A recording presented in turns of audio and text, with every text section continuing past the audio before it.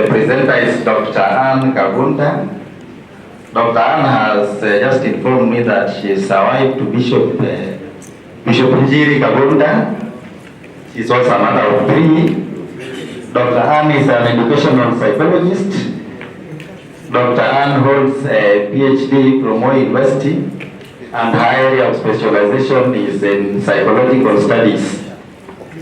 Dr. Anne is also a lecturer at Moi University. She is the director, Blessed Hope Counseling Center. Dr. Anne is a seasoned motivational speaker in schools, in churches, corporate world. The governor will come after. But if the governor joins us when she's presenting, she has also told me that the governor will seriously enjoy it. So Dr. Anne, welcome.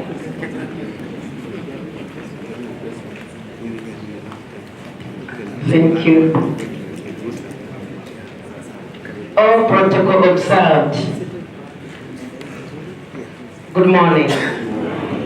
Nikitaka kutumia lugha mwafaka, ningetaka kusema natoa heshima zangu na shukrani kwa wote ambao wame-organize.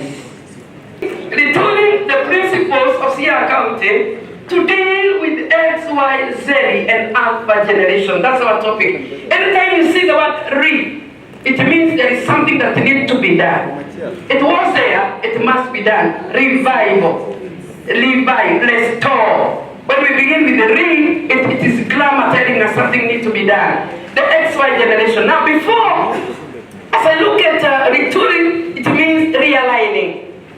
Equipping again the Sierra County principles to be in a position to deal with the XY and Alpha generation. So that's the topic now. I am unpacking my topic, unpacking it. So the word retooling is realigning. Now, there is also the word generation. I've jumped the XY because I'm coming to that. Generation. What is a generation? A generation is a group of people who have happened to live within a period of 10 to 30 years in the same period of time.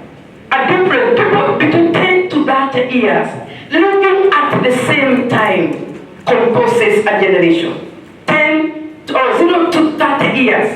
When we are living together with the people in that period bracket forms a generation. Now, I want you to know that a generation also has some unique qualities in itself.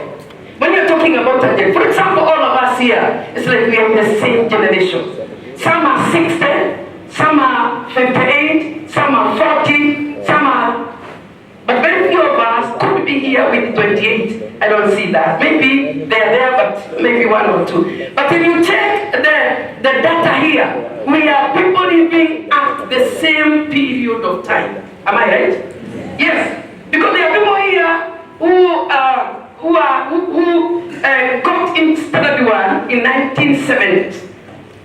As they are getting now, 1970s, was in standard 1 in 1973. So if I'm now remaining 2 years to go, we are talking of principals who joined the TSC between 70s and upward. TSC, they were born between 70s and upward. They also started standard 1, standard 2, between that. That means a period of time, 0 to 30 years, living at the same time and moving up forms a generation. Number 2, I want to let you know that in a generation can be characterized by the following. They enjoy, as they are living together, they enjoy the following characteristics together. 1, the issue of lifestyle. Can everybody say lifestyle? Now, you could be here, if you're moving to 60, you experienced the 1969 and all that. Remember in 1969, 68, the way people could dress? Can you remember the bell bottom? What's it called? Bell bottom? Bell bottom. Yeah? Remind me. Give me the right pronunciation. Yes. Can you remember? Set me free. Now, what about the shoe? And yes, you see. Now, and you know lifestyle. Lifestyle characterizes a particular generation. And in the lifestyle, dress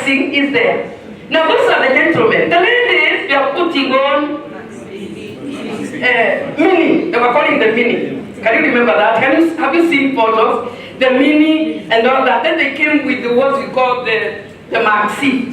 Very big. In a generation, there are characteristics that characterizes a generation. One is a lifestyle. Number two, the dressing code can tell you easily about the generation. Now that is 1960s. Now today, the kind of generation we are talking about in terms of their lifestyle and their dressing, look here, is the one that when a girl, your daughter, could be your daughter, your sister, is putting on a blouse, the blouse starts late. It starts very late, and the skirt will begin. No.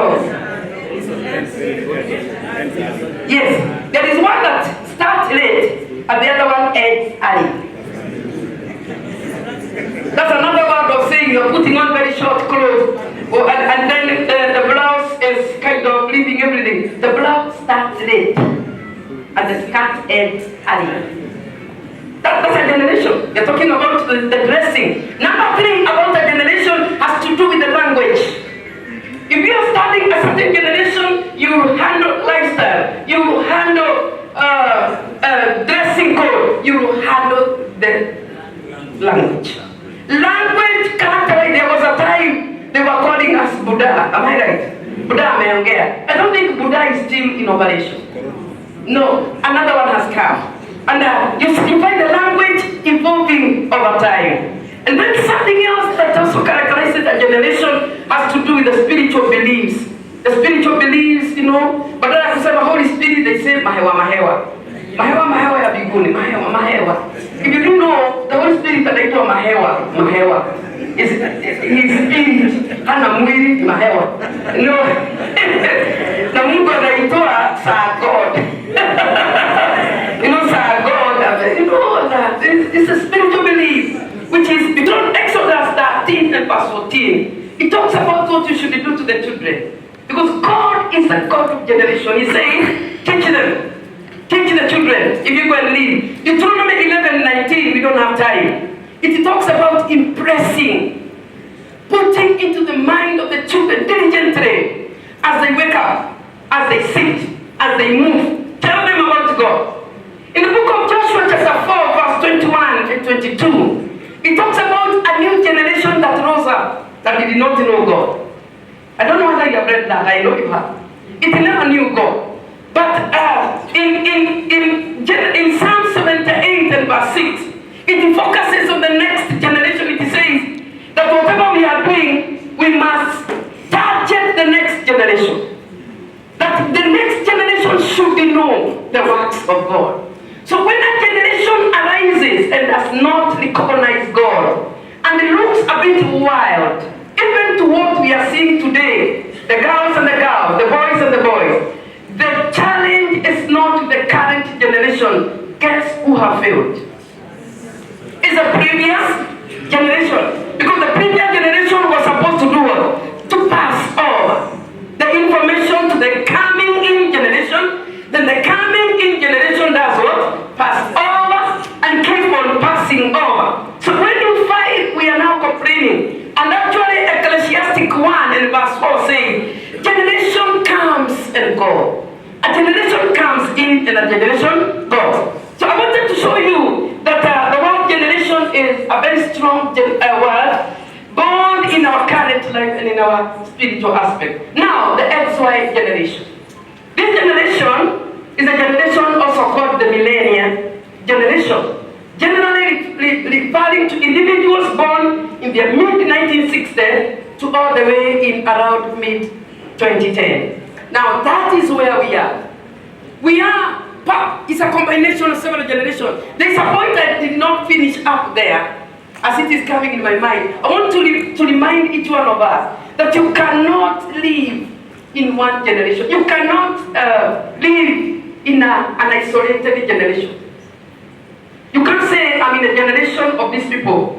At one particular time when you are living, you interact with several generations. Am I right? Yes. You interact with the new coming in, you interact with the old one. You realize between 1960 and 2010, that is where majority of us is. And as we are growing up, we grew up and our grandparents. But our grandparents have gone. True or false? They have gone. And right now, our parents are moving. Very few are remaining. If you take Kagunda here, who is here and you have two of your parents alive, they are few. That generation is kind of exiting. And it's like we are getting on stage. Look at me. Look at me. We are getting on stage. That is why majority of us have to take the lift here. There are stairs, but we are avoiding the stairs. But there was a time, my brother, those stairs, you wouldn't pick one. You would pick two at a time. What does that mean? My brother, you would just wonder, why should I take one?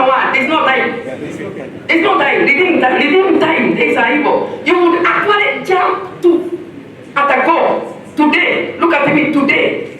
It's like you are talking to the stairs as you are driving. Stair number one, I'm on the way. Prepare, I'm coming. Stair number two, I am here.